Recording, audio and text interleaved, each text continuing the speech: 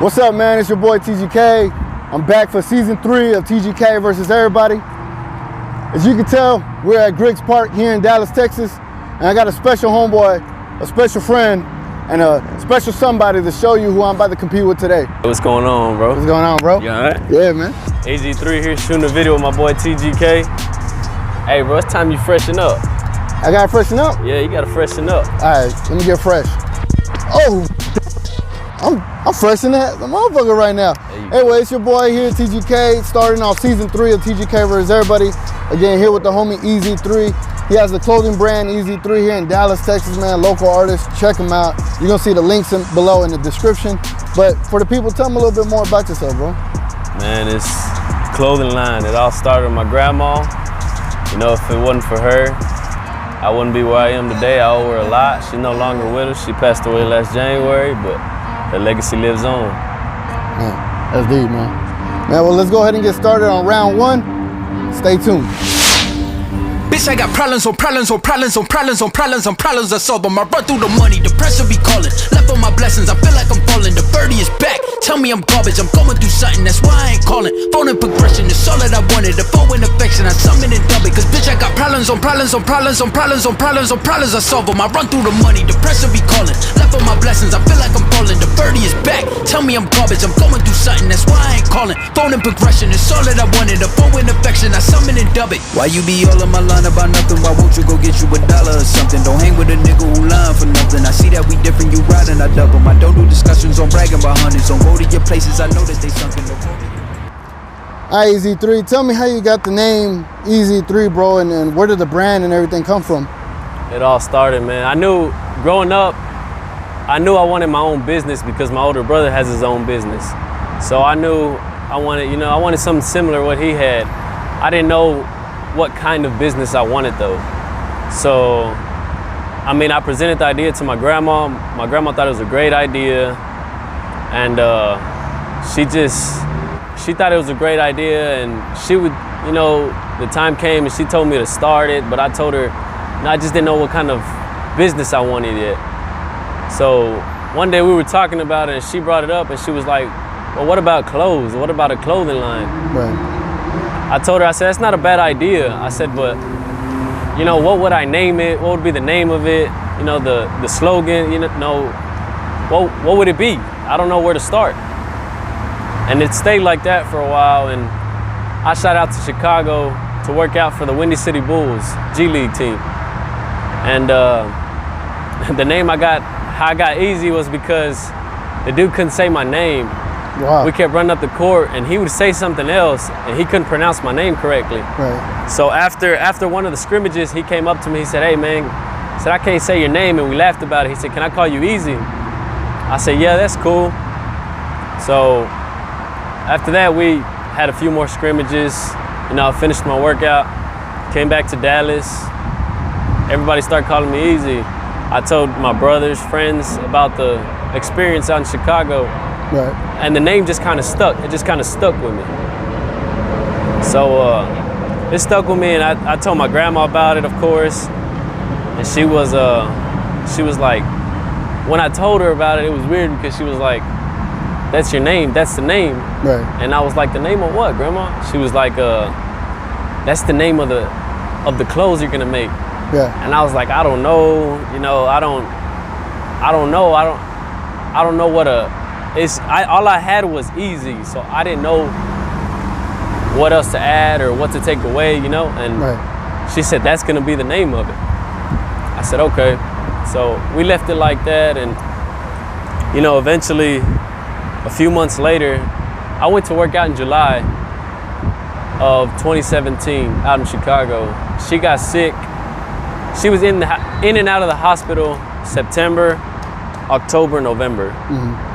Then she finally went home early December. She was home the whole month of December, and January 1st, it was when she went back to the hospital of 2018. And she was sick, she was never able to come home. And you know, January 28th in the morning, she passed away. And it was, I've never I've never experienced losing someone close to you. Right. So in high school, my friends would, you know, I would see my friends experience it, and I never knew how it felt. And, you know, not that I wanted to know how it felt, no, but I just never knew how it felt. And, Right. and when I lost my grandma, it was a pain I've never felt before. So, I mean, when I lost my grandma, I stopped playing ball for a while. I didn't even touch a ball, you know, because it was unbelievable. I didn't want to accept that she was gone. It felt like she was here, but she was just somewhere, and she was like, I don't know. It just felt she was here though. Right. It didn't feel real. So, I mean, eventually I got back on my feet, you know, and I started shooting the ball around again and started playing ball. And I mean, that sadness and depression turned to fire, passion, and motivation, determination. And Right. it was a switch that clicked in me, you know. And now it's like, it's a different fire. I've always had a passion for basketball, but ever since my grandma passed away, it's a different fire and a passion that I have. It's a different fire that burns inside of me. Right. And now it's like, I mean, now I'm hooping again, and I'm currently playing semi-pro. I have G League workouts coming up again in the summer. So, I mean, I'm excited, but my grandma, when she was in the hospital, her room number was 403. So next season, I'm changing my number to number 40, my jersey number to number 40, and the 3, well, I added it at the end of EZ, which is how I got EZ3. Right. So, I mean, there's definitely a story behind the brand, and at the end of the day, if it wasn't for, you know, first and foremost God, but if it wasn't for my grandma, then pushing me and telling me to do it and do this, and that's the name, you know, if it wasn't for my grandma, I wouldn't be where I am today, you know. Man. She was definitely a big part of my life, Right. and I just want her legacy to live on, you know. Man. That's the story behind the brand. That's love, man.